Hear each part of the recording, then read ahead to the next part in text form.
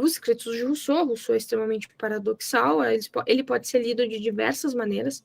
Ele pode ser lido como um anarquista romântico, como diz o Merkel, ele pode ser lido como um iluminista individualista, e ele pode ser lido, por exemplo, também até mesmo como um conservador.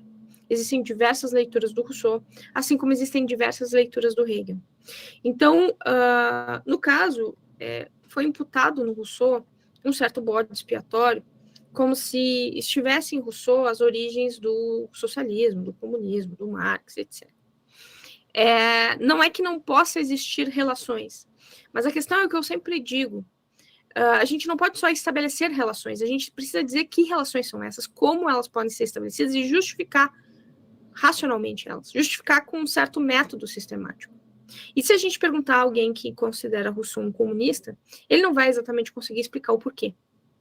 Então, o Rousseau, ele é, sim, um autor extremamente controverso, super paradoxal, super ambivalente, que a gente pode falar mais especificamente depois, mas, inevitavelmente, esse modelo de democracia representativa que entende o seguinte, não só que a soberania ela não pode ser de alguém, ela precisa ser do povo, essa ideia de povo. Claro, eu não estou falando de sociedade de massa, estou falando de povo. Essa vontade geral que propõe Rousseau não se trata da ditadura da maioria. Na verdade, se trata, na verdade, de uma democracia representativa. Basicamente, ali está o começo dessa discussão. Não sei se o começo, mas ali está uma das mais clássicas discussões, principalmente quanto ao papel do parlamento, quanto ao papel do mediador. Rousseau, ele sugere o mediador, o parlamentar, como aquele que vai, no caso, fazer a mediação entre o poder e a vontade geral. Então, o que o Rousseau está propondo, inclusive o livro ele foi bastante esclarecedor nesse sentido, que é como o Rousseau, ele inclusive poderia sugerir, e isso não é contraditório, ele poderia sugerir que a melhor forma de governo era a aristocracia, o que inclusive muitos conservadores concordariam.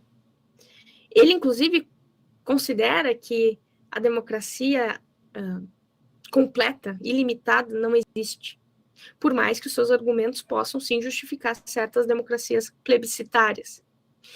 Ele também não está considerando que o homem é bom, mas ele está tentando defender que o homem não é intrinsecamente mau.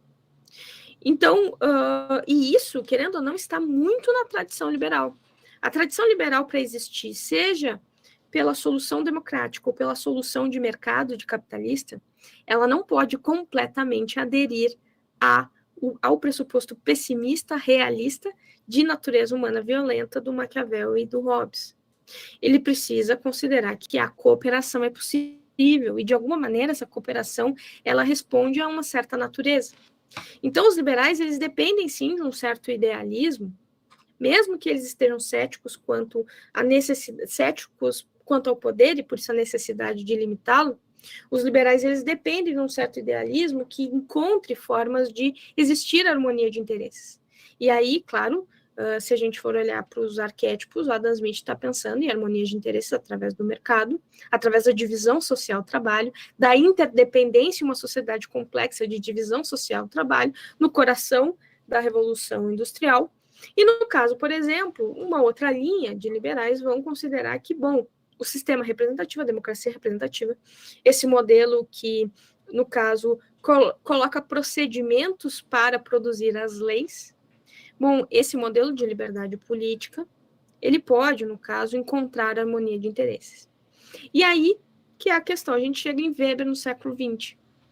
E esse idealismo dos liberais clássicos, de todas as formas, de todos os jeitos, para todos os gostos, ele chega num ponto de impossibilidade de conseguir sustentar essas teses idealistas.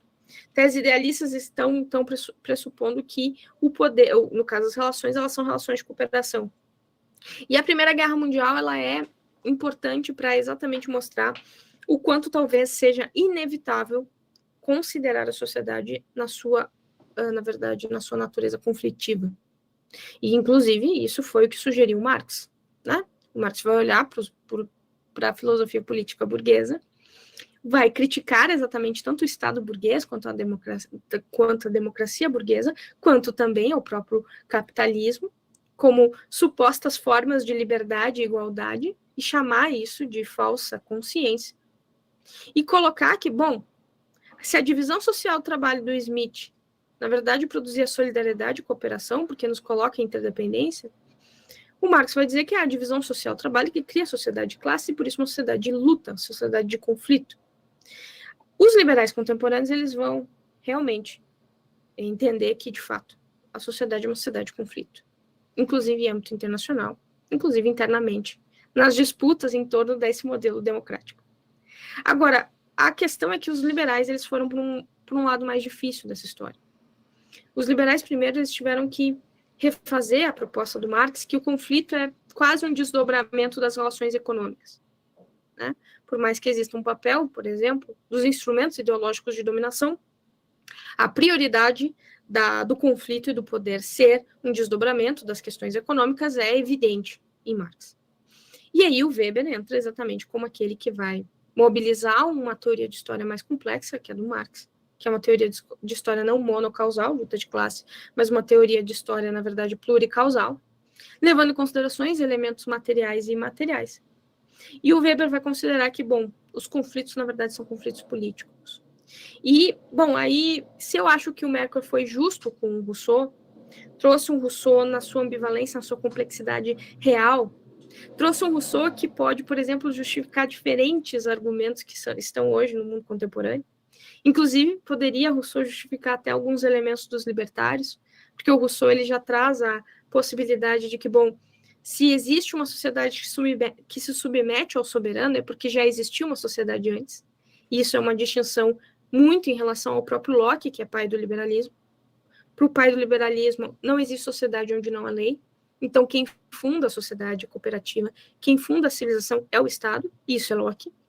Para vocês verem que a gente não pode escolher os autores que são... eu não concordo muito com essa coisa de colocar os autores numa certa propaganda, né? Eles se tornarem símbolos. Mas, enfim, voltando. No caso, o Merkel foi muito justo com o Rousseau, só que ele foi pouco justo com o Weber. E eu não sei exatamente por quê, eu ainda não entendi exatamente por quê.